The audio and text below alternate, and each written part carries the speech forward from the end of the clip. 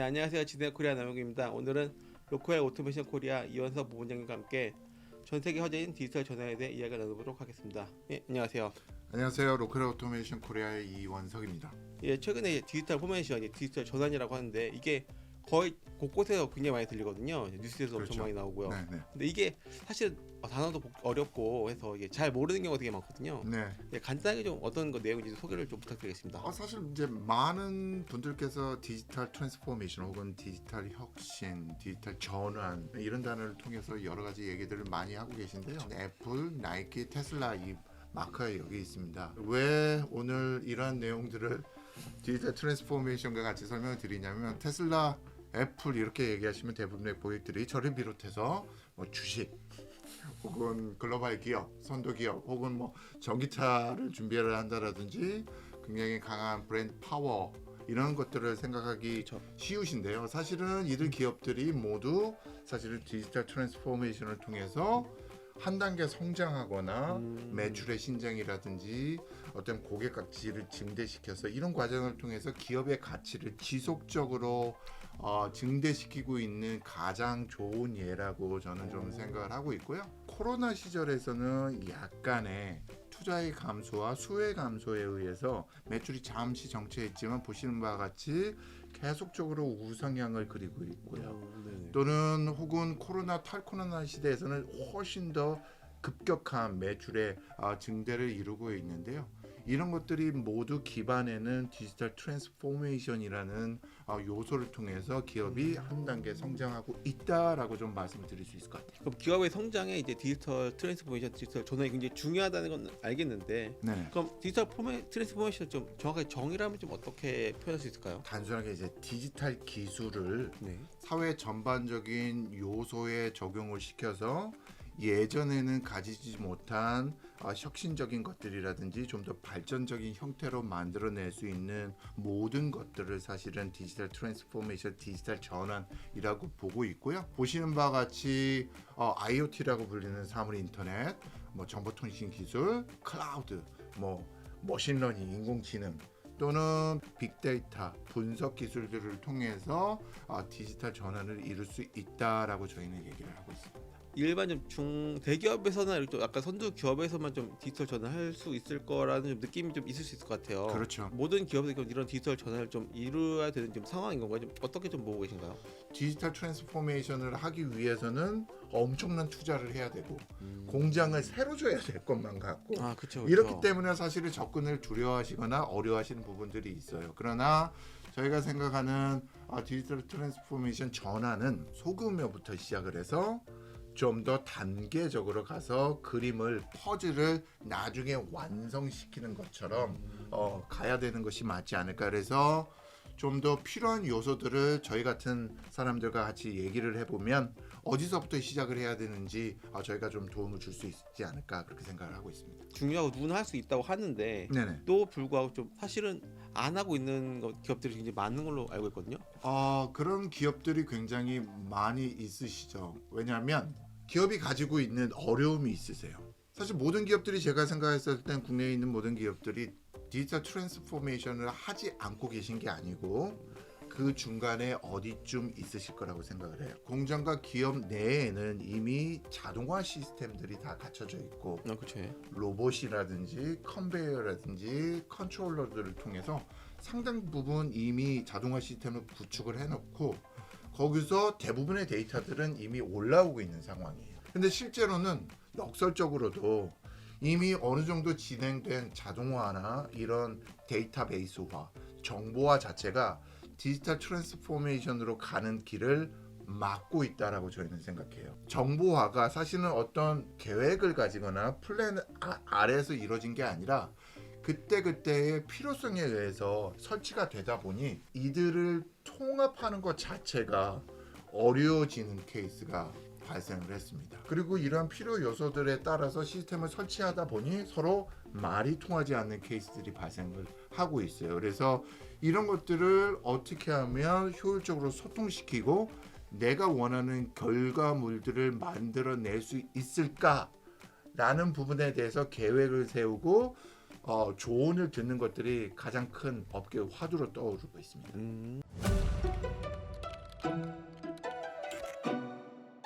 그러면 이렇게 디지털 전환을 원하는 기업에서 아무래도 이런 디지털 IT 지식 이런 것도 좀 많이 부족하신 경우가 많잖아요.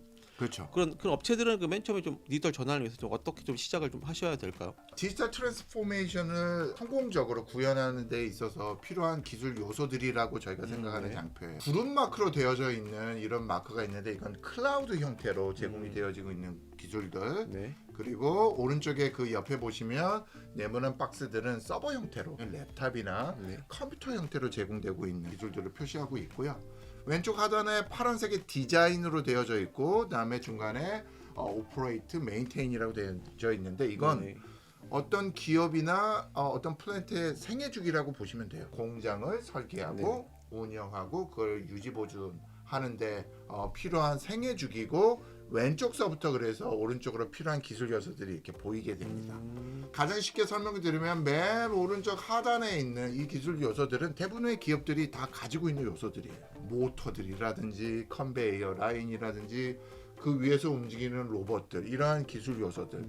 근데 중요한 거는 좀 더 요즘에 하드는 스마트하게 이런 요소들을 운영하자. 정보들을 하단에서 위로 올려 보내보자 라고 해서 위쪽에 보시면 컨트롤의 영역이 있습니다. 이런 모터들을 컨트롤하고 올라오는 데이터들을 일자 가공하는 영역인데요.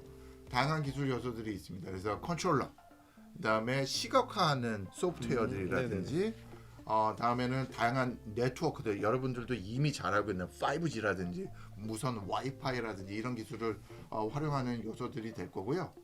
여기까지는 모든 기업들이 대부분 하고 계세요.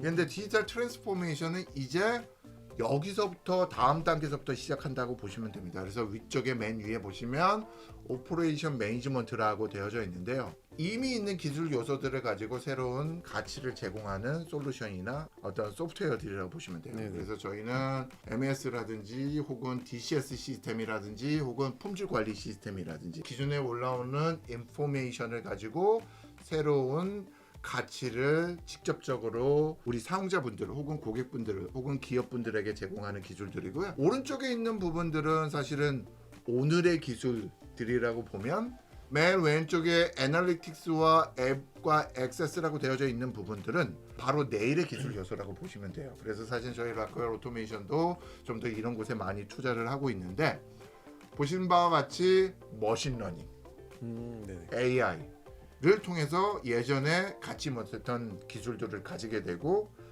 기업들을 돕게 되죠. 언제 머신이라든지 생산 라인이 멈출 수 있을지 예측을 한다라든지. 네네. 그래서 만약에 그 일을 예측을 했다라면 숙련되지 않은 우리 사용자나 엔지니어들은 어떤 식으로 일을 해야 되는지 알려주고 혹은 증강 현실을 통해서 이런 것들을 손쉽게 알려드릴 수 있는 기술들을 제공을 하고 있는 거죠.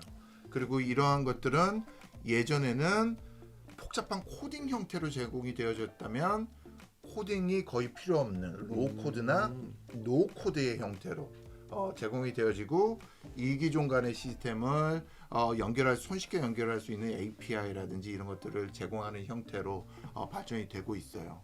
맨 왼쪽에 있는 것들은 좀 더 우리가 알고 있는 시뮬레이션 기능과 에뮬레이션에 있는 건데 머신이 어떻게 동작을 할 것인지에 대해서 역시 시뮬레이션을 통해서 실제 머신을 설치하지 않더라도 만들지 않더라도 미리 가상의 세계에서 어떻게 동작을 할 건지 아웃풋은 어떨지를 예측할 수 있는 거죠. 그래서 다양한 형태 전기 도면이라든지 혹은 프로세스 라인이라든지 혹은 내가 직접 코딩한 것들이 어떻게 돌 것인지를 가상의 세계에서 실제 구현을 할 수 있는 기술들을 제공을 하고 있고 마지막에 가운데에 있는 것 같이 데이터 플랫폼이라고 되어져 있는데요. 저희가 생각하는 디지털 트랜스포메이션은 하나의 플랫폼 안에 모든 기술 요소들이 올라가고 유기적으로 소통을 할 때 이루어지는 거 아닐까라고 기술적인 측면에서 생각을 하고 있습니다.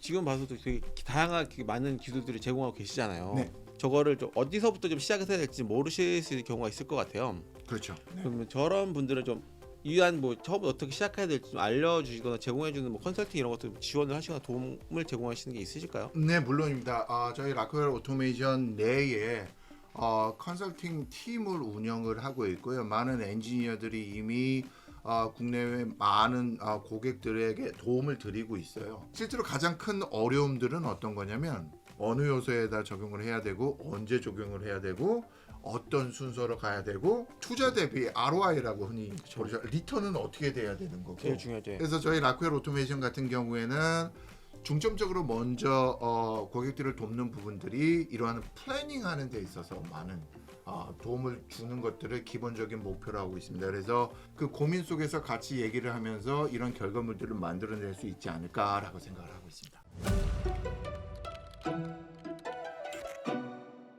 어떤 업체랑 같이 해서 뭐 어떤 성과를 있으셨는지 뭐 사례 같은 거 좀 공개해 줄 수 있으실까요? 몇 가지 말씀드릴 수 있는 사례가 있는데요. 첫 번째는 이제 가장 관심 있는 부분이 머신러닝이세요. AI와 네네네. 머신러닝 반제품을 만들어내는 고객이셨는데 이 고객은 사실은 어려움을 가지신 게 나중에 이러한 일련의 과정을 오랜 시간과 다음에 재료를 넣어서 결과물을 만들어내면 불량이 발생하는 거예요. 불량을 폐기해야만 하는 거고 이런 것들이 반복되면서 생산성이 떨어지게 되는 거죠. 혹은 거기에 있는 인적 요소에 의해서 품질의 차이가 발생하는 숙련 이슈 같은 게 그렇죠. 전처리된 데이터들을 모델화 시켜드렸습니다. 모델화 시켜드리고 실제로 알고리즘을 적용을 해서 이런 구성된 모델이 실제 결과물들과 그 결국엔 품질이죠. 양품과 분량 에 얼마나 근접하는지를 보여드리고 실제로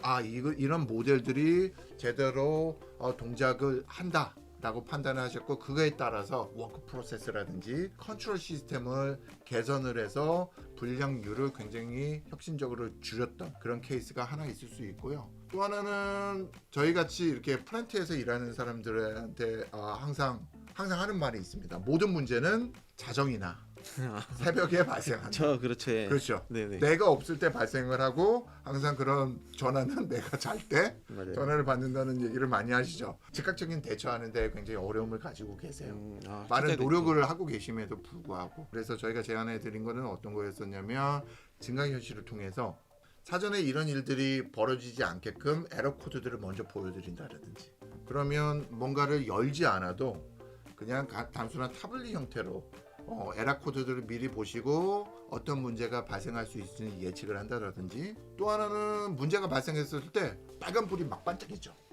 근데 그 의미를 알 수는 없어요. 일반 엔지니어 분들은. 그래서 전문가들을 부르시는데 또 시간이 걸리는 거고 그래서 이런 것들이 의미하는 것들을 사실은 증강현실을 통해서 보여드리고 거기에 대해서 그 의미를 파악하고 어떤 액션을 취해야 되는지를 즉각적으로 알려드린다든지 심지어는 뭐 3D 애니메이션 형태를 통해서 저희가 어떤 순서를 가지고 교체를 한다라든지 작업을 해야 되는지에 대해서 알려드리는 이런 고객분들이 계세요. 뭐 빨간불 아까 말씀 떴을 때 뭐 태블릿 PC 같은 걸로 이렇게 비춰 보면은 네.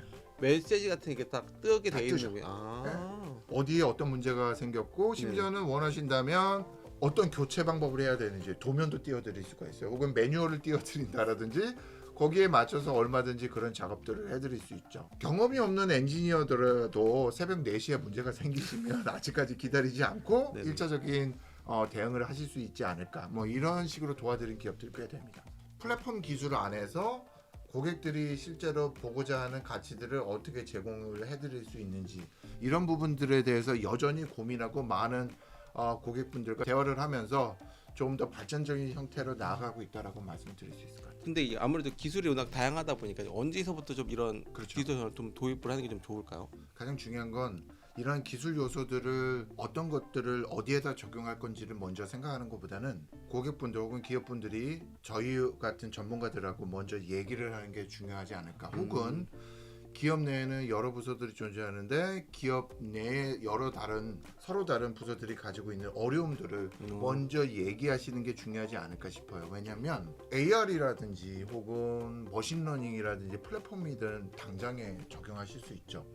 근데 중요한 것들은 이걸 적용했을 때 어떤 목표를 달성할 수 있고 어떤 어려움을 해결할 수 있으며 어떤 부서들을 도울 수 있을지 저희도 잘 모르고 이런 것들에 충분한 논의가 이루어지지 않는다면 기업들도 알 수 없거든요. 그래서 대부분은 기술의 도입이 이루어지게 되면 나중에는 사실은 잘못된 투자라는 소리를 들을 수도 있고 어려움들을 되풀이할 수 있어요. 하지만 이러한 부서들은 저희 회사를 포함해서 어려움들이 있거든요. 그래서 그런 것들을 꺼내놓고 얘기를 하면 우리가 가지는 어려움들은 어떤 것들이 있고 이것들을 통해서 달성했는 골들은 무엇이 있을 수 있고 그런 것들을 저희한테 말씀해 주신다라면 충분히 저희가 생각하고 논의하고 고려해서 문제들을 해결하기 위해서는 이런 요소들을 검토해 보시면 좋겠습니다. 이런 것들을 생각해 보시는 게 먼저이지 않을까 생각합니다. 네, 그래서 오늘은 이제 이원석 본부장님과 함께 해서 디지털 전환에 대해서 이야기를 나눠봤습니다. 오늘 나눈 이야기가 이제 여러분들 도움이 됐으면 좋겠습니다. 네, 감사합니다. 감사합니다. 네, 고생 많으셨습니다.